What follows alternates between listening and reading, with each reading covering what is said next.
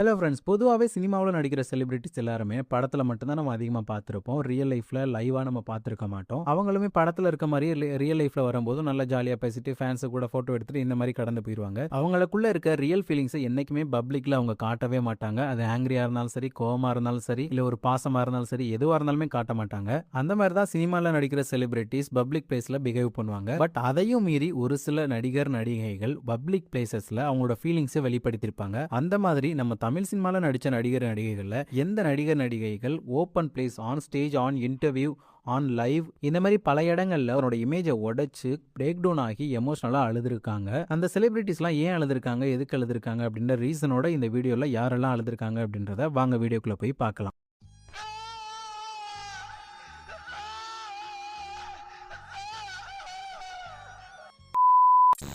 ஃபர்ஸ்ட்டாக நம்ம பார்க்க போகிறது ஆக்டர் உலகநாயகன் கமல்ஹாசன் சார். நடிப்பு பல்கலைக்கழகம்னா அது கமல்ஹாசன் சாரை தான் சொல்லுவாங்க. அந்த அளவுக்கு பயங்கரமான ஒரு நடிகர். இவர் ரியல் லைஃப்பில் 3 முறை அழுதுருக்காரு. ஃபர்ஸ்ட் ஒன் என்ன அப்படின்னு பார்த்தீங்கன்னா, ஒரு ஃபங்க்ஷனில் இவர் கீழே உட்காந்துட்டு இருக்கும்போது அவரை பற்றின ஒரு ஏவியை ஸ்டேஜில் ப்ளே பண்ணுறாங்க. அந்த ஏவி பார்த்தீங்கன்னா இவருடைய பழைய படங்கள்ல இருந்து ஒவ்வொரு கேரக்டர்ஸோட இதையுமே மொத்தமாக மேட்ச் பண்ணி ஒரு மேஷப் மாதிரி போட்டிருப்பாங்க.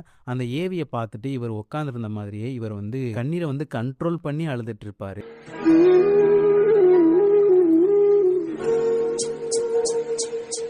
செகண்ட் ஒன்னா பிக் பாஸ் சீசன் 1ல ஆரவ் அண்ட் ஓவியா இவங்க 2 பேரும் லவ் பண்ணிட்டு ஆரவ் அவங்கள கழட்டி விட்டுருவாரு. அதுக்கப்புறம் ஓவியா எலிமினேட் ஆகி வெளியே போயிடுவாங்க. அப்போ ஸ்னேகன் ஓவியா பத்தின ஒரு எக்ஸ்பிளனேஷன் கொடுப்பாரு. அந்த எக்ஸ்பிளனேஷன் கொடுக்கும்போது கமல் அவர்களுமே கண் கலங்கிடுவாங்க. தவறே செய்யாத ஒருத்தர், அன்புக்காக ஏங்கின ஒருத்தர் அதுக்கு பலி சுமந்துக்கிட்டு போனாங்க அப்படிங்கும்போது. அண்ட் மூணாவதாக பார்த்தீங்கன்னா ஆக்டர் ஸ்ரீதேவி அவங்க இறந்ததுக்கு அப்புறம் ஸ்ரீதேவி அவங்களுடைய நினைவுகளை பகிர்ந்துக்கிட்டு ஒரு வீடியோ வெளியிடுவார், ஒரு இன்டர்வியூ மாதிரி. அந்த இன்டர்வியூவில் இவர் பேசும்போதே அழுதுகிட்டே தான் பேசுவார். ரொம்ப எமோஷ்னலாக அவங்கள பற்றின நினைவுகளை ஷேர் பண்ணிட்டு இருப்பார் அந்த வீடியோவில். அந்த பாட்டு மனசில் ஓடிக்கிட்டே இருக்கு எனக்கு. கண்ணதாசன் எழுதி கொடுத்த அந்த தாலாட்டை தான் இப்பொழுது பாட வேண்டும்.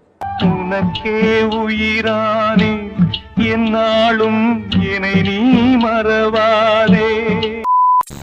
Second one actor Surya. Kamal Haasan sir, Vikram, Surya, Dhanush இந்த மாதிரி ஆட்கள் மட்டுமே கமர்ஷியல் படங்களும் பண்ணுவாங்க. அதே சமயத்தில் நடிப்புக்கு முக்கியத்துவம் கொடுக்குற கேரக்டர்ஸும் பண்ணுவாங்க. அந்த லிஸ்ட்ல கமல் அவர்களுக்கு அடுத்தபடியா விக்ரம் அவர்களுக்கு அடுத்தபடியா சூர்யா அவர்கள் தான் இருக்காங்க. நம்ம சூர்யா சார் அகரம் ஃபவுண்டேஷன் மூலமா பல ஏழை மாணவர்களை படிக்க வச்சுட்டு இருக்காங்க, பல நல்ல காலேஜஸ்ல. இந்த நல்ல விஷயத்தை அவர் பல வருஷமா பண்ணிட்டு இருக்காரு.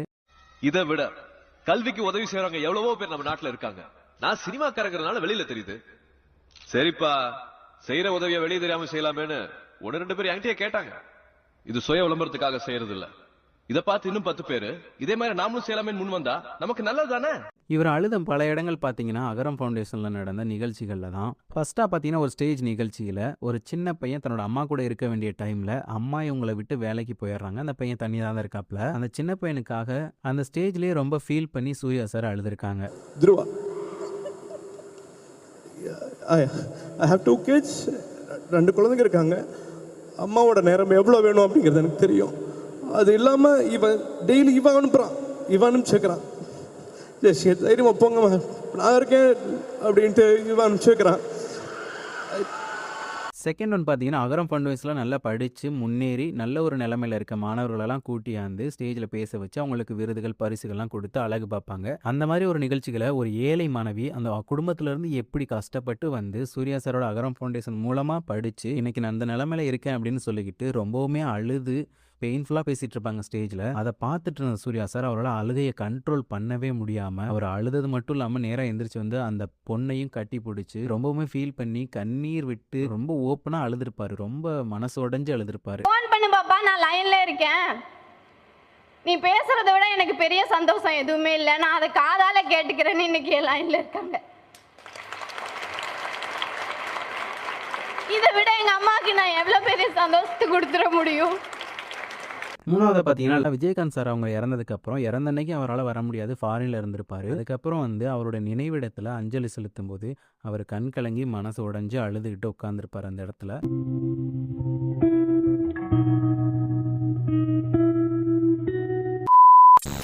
Third third one actress Samantha. Naga Chaitanya and Samantha இவங்களோட டிவோர்ஸுக்கு அப்புறமா இவங்க தனியாக தான் இருந்துட்டு இருக்காங்க. அதுக்கப்புறம் புஷ்பா படத்தில் ஒரு சாங்கில் பெர்ஃபார்ம் பண்ணியிருப்பாங்க.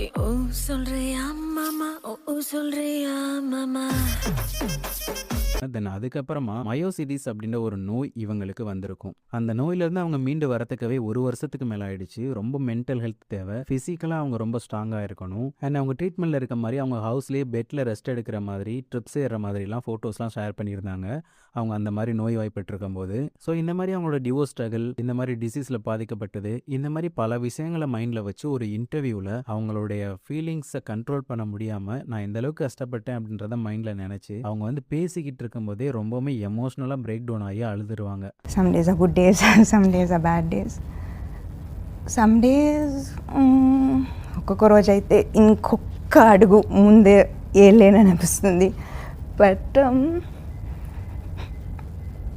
కొన్ని రోజులు తిరిగి చూస్తుంటే ఇంత దాటేసి వచ్చాను అనిపిస్తుంది. So I have to fight. Amazing. Then அதுக்கப்புறமா அந்த மயோசிடிஸ் டிசீஸ்ல இருந்தெல்லாம் மீண்டு வந்ததுக்கப்புறமா சாகுந்தலம் அப்படின்ற ஒரு படத்தில் நடிக்கிறாங்க. அந்த படத்தோட ஒரு ப்ரெஸ் மீட் வைப்பாங்க. அந்த ப்ரெஸ் மீட்டில் அந்த படத்தோட டைரக்டர் கொஞ்சம் எமோஷனல் ஆகி அழுகிற மாதிரி பேசுவார். அவர் பேசுனதை பார்த்த உடனே இவங்களுமே கொஞ்சம் பிரேக் டவுன் ஆகி அழுதுருவாங்க. అంటే మనలాంటి వాళ్ళు ఒక మంచి సినిమా తీయాలంటే ఒక మంచి మేకర్స్ అవసరం మనకి. ఒక ఎంఎస్ రాజు గారు, ఒక ఎంఎస్ రెడ్డి గారు, ఒక అశ్విని దత్, ఒక దిల్ రాజు గారు.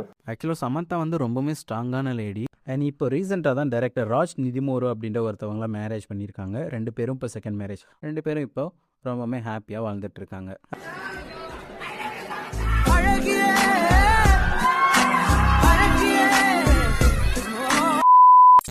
அடுத்ததாக 4th one actor Vishnu Vishal. Vishnu Vishal அவங்களுடைய ஃபர்ஸ்ட் படமே செம்ம சூப்பர் டூப்பர் ஹிட்டு. வெண்ணிலா கபடி குழு, குள்ளநரி கூட்டம், நீர்ப்பறவை, முண்டாசுப்பட்டி, வேலன் வந்துட்டா வெள்ளக்காரன் அண்ட் வந்து ராட்சசன் தான் இவருடைய கெரியர் பீக் ஹிட் அப்படின்னு சொல்லணும்.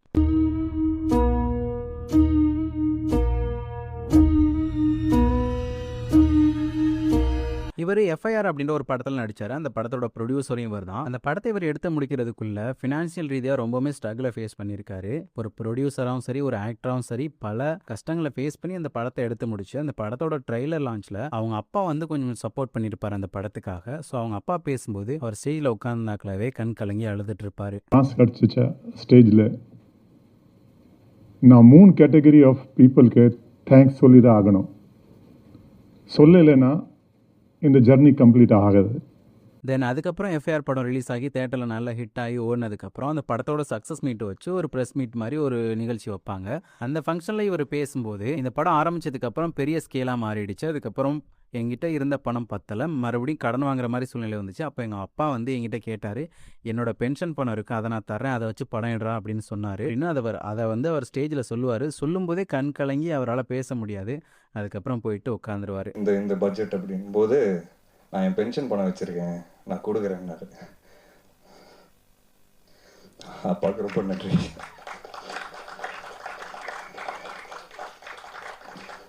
ஐ ஹோப் சாரி தேங்க்யூ அவ்வளோதான் நான் சொல்லணும். Thank you sir. இந்த மாதிரி அந்த எஃப்ஐஆர் படத்தோட ஜேர்னியில் அவருக்கு நடந்த கஷ்டங்களை நினச்சி 2 டைம் அவர் வந்து ஃபீல் பண்ணி அழுதுருப்பாப்புல. அடுத்ததான் ஆக்ட்ரஸ் தன்ஷிகா. இவங்க அழுதாங்க அப்படின்னு சொல்கிறத விட ஒருத்தவர் அழுக வச்சாரு அப்படின்னு தான் சொல்லணும். என்ன மேட்ரு அப்படின்னு பார்த்தீங்கன்னா, விழித்திரு அப்படின்ற ஒரு படத்தில் இவங்க நடிச்சிருக்காங்க. அந்த படத்துக்கான ஒரு ப்ரெஸ் மீட் வச்சுருப்பாங்க. எல்லாருமே வந்து உட்காந்து அதை பற்றி படத்தை பற்றி பேசிகிட்டு இருப்பாங்க. அப்போ தன்ஷிகா வந்து ஃபஸ்ட்டு பேசி முடிக்கும்போது ஒவ்வொருத்தவங்கள சொல்லி அவங்களோட பேரை சொல்லி அவங்களுக்குலாம் தேங்க்ஸ் சொல்லி அந்த படத்தை பற்றி லைட்டாக பேசி முடிச்சுட்டு வந்து உட்காந்துருவாங்க. ரொம்ப நன்றி சார்.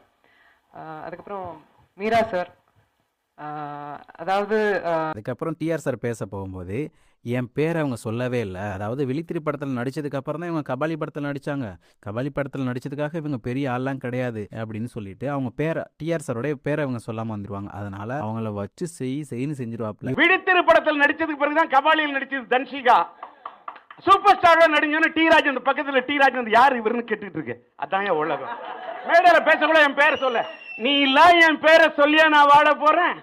வார்த்தைகளாலேயே அவங்கள வந்து ரொம்ப ஹர்ட் பண்ணியிருப்பார். அவங்களுமே எவ்வளோ மெச்சூரிட்டியாக அதை சொல்லத்துக்கு வருவாங்க. பட் அதெல்லாம் புரிஞ்சிக்காம இவர் ஓவராக பேசிகிட்டு இருப்பார். அதுக்கப்புறம் அவங்க உட்கார்ந்ததுக்கப்புறம் ரொம்ப ஃபீல் பண்ணி அழுதுருவாங்க. தன்ஷிகாவுடன் பாராட்டுப்பட்ட டி ராஜருக்கு உங்கள் பொன்னான வாக்குகளை வளைத்திருங்கள்லாம் நான் கேட்க போகிறேன். அதெல்லாம் இல்லைம்மா, நான் என்ன சொல்ல வரேன்னு சொன்னா அதை புரிஞ்சுக்கிங்க. வாழ்க்கையில சபை நாகரிகம் என்று ஒண்ணு இருக்கு. இந்த சம்பவத்துக்கு அப்புறமா தன்ஷிகாவுக்கு ஆதரவாகவும் டிஆருக்கு எதிராகவும் நிறைய செலிபிரிட்டிஸ் பேசினாங்க. 6th ஒன் நம்ம எஸ்டிஆர் சிலம்பரசன் அவர்கள். இவர் நடித்த வினை தாண்டி வருவாயா படத்தை பிடிக்காதவங்க யாருமே இருக்க முடியாது.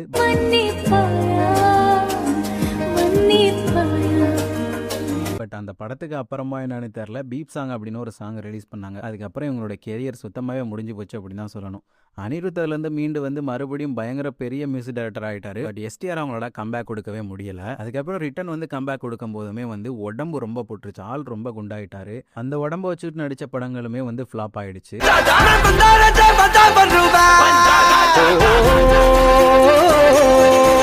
அதுக்கப்புறம் வந்து இவர் வந்து ஒழுங்காகவே ஷூட்டிங்க்கு வரமாட்டார், அதனால தான் இவருக்கு சினிமா சான்ஸ் கிடைக்கவே இல்லை அப்படின்னு சொல்லிட்டு அந்த கான்ட்ரவர்சி ஒரு பக்கம். இந்த மாதிரி பல கான்ட்ரவர்சிகள், பல ஸ்ட்ரகிள்ஸ் எல்லாத்தையும் ஃபேஸ் பண்ணி வந்து மாநாடு படம் அப்படின்ற ஒரு படம் எடுத்து முடிச்சு ரிலீஸ் பண்ணதுக்கு வெயிட் பண்ணிட்டு இருக்கும்போது அந்த படத்துக்கான ஒரு ப்ரெஸ் மீட் வைக்கிறாங்க. அந்த ப்ரெஸ் மீட்டில் இவர் வந்து ரொம்ப ரொம்ப எமோஷனலாகவே பேசிட்டு இருந்துட்டு எல்லாருமே வந்து ரொம்ப பிரச்சனை கொடுக்குறாங்க, அந்த பிரச்சனையெல்லாம் நான் ஃபேஸ் பண்ணிக்கிறேன், என்ன நீங்கள் பார்த்துக்கங்க அப்படின்னு சொல்லிட்டு அவரோட ஃபேன்ஸ் கிட்ட சொல்லுவார். அவங்களோட ஃபேன்ஸ் அவருக்கு லாயலாக இருக்காங்க, அதுக்காகவும் அவர் அன்னைக்கு கண்ணீர் விட்டு அழுதார் அந்த ஸ்டேஜில்.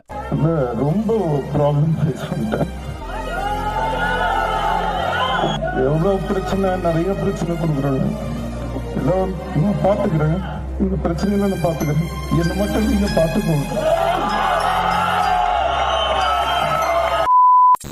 7th ஒன் ஆக்ட்ரஸ் ரவி மோகன், அதாவது நம்ம ஜெயமர் வேவர்கள் தான். அப்படிப்பட்ட ஒரு நடிகர், எந்த ஒரு ஹேட் ரேட்டுமே இல்லாத நடிகர் தமிழ் சினிமாவில். அப்படிப்பட்ட ஒரு நடிகரோட ஃபேமிலி இஷ்யூஸ் தான் இவ்வளோ பெயின்ஃபுல்லாக அவருக்கு பல வழிகளை கொடுத்துருக்கு. அவருக்கும் அவங்க ஒய்ஃபுக்கும் இடையில நடந்த கருத்து வேறுபாடுனால அவங்களுக்கு வந்து டிவோர்ஸ் வந்து கொஞ்ச நாளைக்கு முன்னாடியே அப்ளை பண்ணிட்டாங்க. பட் இப்போ வரைக்கும் அவங்க ஒய்ஃப் வந்து இவருடைய சொத்துக்களை அபகரிச்சுக்கிட்டு இவருக்கு வந்து அவங்களோட வீடு கொடுக்காம, அவங்க குழந்தைங்களை பார்க்க விடாம பல டார்ச்சரை இவருக்கு கொடுத்துட்டு இருக்காங்க. அதை ரொம்ப பொறுக்க முடியாதவர் ப்ரெஸ் மீட் வச்சு இது வரைக்கும் எந்த ஒரு செலிபிரிட்டியுமே ப்ரெஸ் முன்னாடி இந்த அளவுக்கு எமோஷனல் ஆகி அழுததே கிடையாது.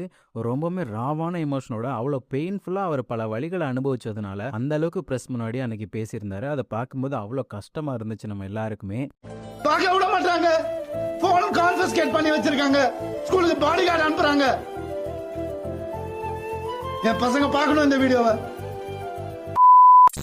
அடுத்ததா நம்ம கருப்பு படத்தோட டைரக்டர் ஆர்ஜே பாலாஜி அவர்கள். இந்த கருப்பு படத்தினால தான் இவர் அழுதுருக்காரு அப்படின்னு சொல்லணும். ஏன் அப்படின்னு பார்த்தீங்கன்னா, படம் இன்னைக்கு ரிலீஸ் ஆகுது அப்படின்னா இன்னைக்கு காலையில் ஷோ ரிலீஸ் ஆகலை, மதியம் ஷோ ரிலீஸ் ஆகலை. என்னன்னு பார்த்தீங்கன்னா சில ஃபினான்ஷியல் இஷ்யூஸ். பட் இவங்க படத்தை ரிலீஸ் பண்ணிடலாம் அப்படின்னு சொல்லிட்டு நேற்று வரைக்குமே சந்தோஷமா இருந்திருப்பாங்க. இன்னைக்கு இந்த மாதிரி ப்ராப்ளம் வந்த உடனே படம் அன்னைக்கு ரிலீஸ் ஆகுது அப்படின்னு தெரிஞ்சதுக்கு அப்புறம் அன்னைக்கு ஒரு வீடியோ ரிலீஸ் பண்ணி அந்த வீடியோவில் ஆள் ரொம்பவுமே கண் கலங்கி எமோஷ்னலாக பேசி வீடியோ வெளியிட்டிருந்தாரு. அதுக்கப்புறம் படம் அடுத்த நாள் ரிலீஸ் ஆனிச்சு. ரிலீஸ் ஆன அன்னைக்கு ஃபர்ஸ்ட் டே ஃபர்ஸ்ட் ஷோ போய் பார்த்துட்டு தேட்டரில் ஆடியன்ஸோட ரெஸ்பான்ஸ்லாம் பார்த்துட்டு ஆள் ரொம்பவுமே பர்ஸ்ட் அவுட் ஆகிட்டு கத்தி அழுதுருப்பார். அந்த வீடியோ சோசியல் மீடியாவில் ரொம்பவுமே வைரல் ஆனிச்சு. அந்தளவுக்கு அவருக்கு உள்ள மனசுக்குள்ள வழிகள் இருந்திருக்கு.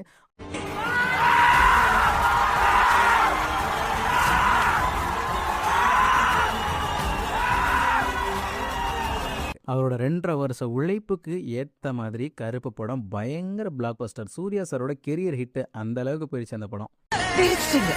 எல்லாம் நம்ம அன்பான ஃபேன்ஸ்க்காக. தென் அடுத்ததா நம்ம சிவகார்த்திகேயன் அவர்கள். இவர் விஜய் டிவியில் ஒரு டெலிவிஷன் ஆங்கராக இருந்து அதுக்கப்புறம் சினிமாவில் வந்து இன்னைக்கு பெரிய ஆக்டராக இருந்துட்டு இருக்காரு. இவரோட கெரியர் ஸ்டார்டிங் ஸ்டேஜில் விஜய் டிவியில் ஒரு அவார்ட் ஷோவில் போயிட்டு பார்ட்டிசிபேட் பண்ணி ஒரு அவார்டு வாங்குவாங்க. அந்த அவார்டு வாங்கினதுக்கப்புறம் அவர் அன்னைக்கு ஸ்டேஜில் பேசின விஷயங்கள்ல அவங்க அப்பாவை நினைவு கூர்ந்து பேசுவார். அந்த டைமில் எங்கள் அப்பாவை ரொம்ப மிஸ் பண்ணுறேன் அப்படின்னு சொல்லிட்டு பேசிட்டு இருக்கும்போது ரொம்பவுமே எமோஷனலாக பிரேக் டவுன் ஆகி அழுதுருப்பாரு. அப்பா தெய்வங்கள் எல்லாம் தோற்றே போகும் தந்தை அன்பின் முன்னே.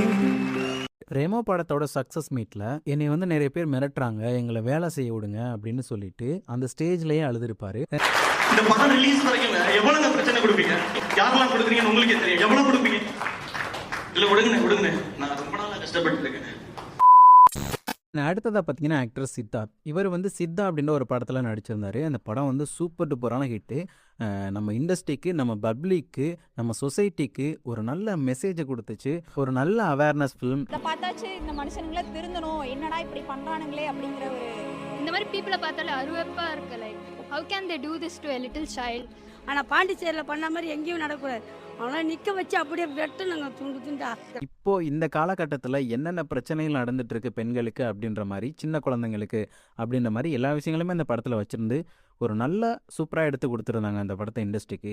படம் நல்லா ஹிட் ஆகி ஓடினதுக்கு அப்புறமா JSWல இருந்து அவங்களுக்கு கூப்பிட்டு ஒரு அவார்டு கொடுப்பாங்க. அந்த அவார்டை வாங்கிட்டு அந்த படத்தை பற்றி அவர் பேச ஆரம்பிக்கும் போதே அழுதுருவார். அந்த அளவுக்கு அந்த படத்துக்கும் அவருக்கும் ரொம்ப கனெக்ட் ஆயிடுச்சு. அதனாலே என்னமோ அந்த படத்தை பற்றி அவர் பேச ஆரம்பிச்சோன்னே அந்த ஸ்டேஜ்லேயே கண் கலங்கிடுவார். ஏன்னா அவங்க பார்த்தது எதுவுமே நம்ம பார்க்கல, ஆனால் அவங்க எல்லாருமே அதை பார்த்துருக்காங்க. ஸோ அவ்வளோதான் ஃப்ரெண்ட்ஸ், இதோட நான் இந்த வீடியோ முடிச்சுக்கிறேன். இந்த மாதிரி நிறைய ஆக்ட்ரஸ் செலிபிரிட்டிஸ் வந்து ஆன் ஸ்டேஜ் ஓப்பன் மீடியாலலாம் அழுதுருக்காங்க. இந்த வீடியோக்கு பார்ட் வேணும் அப்படின்னா சொல்லி கேளுங்க, நான் அந்த பார்ட் 2 மேக் பண்ணி வீடியோ போடுறேன். இப்போ பார்த்த வீடியோவில் எந்த ஆக்டர் ஃபீல் பண்ணி அழுகும்போது, எமோஷனலாக அழுகும்போது உங்களுக்கு அந்த எமோஷனல் கனெக்ட் ஆகி நீங்களும் அழுதுங்க அப்படின்றத கமெண்ட்டில் சொல்லிட்டு போயிருங்க. நெக்ஸ்ட் ஒரு நல்ல வீடியோவில் வந்து உங்களை சந்திக்கிறேன். தேங்க்ஸ் ஃபார் வாட்சிங் ஃப்ரெண்ட்ஸ். படிச்சு சொன்னாங்க, கண்டிஷன்ஸை ஃபாலோ பண்ணுங்கடா, கண்டிஷன்ஸை ஃபாலோ பண்ணுங்கடா.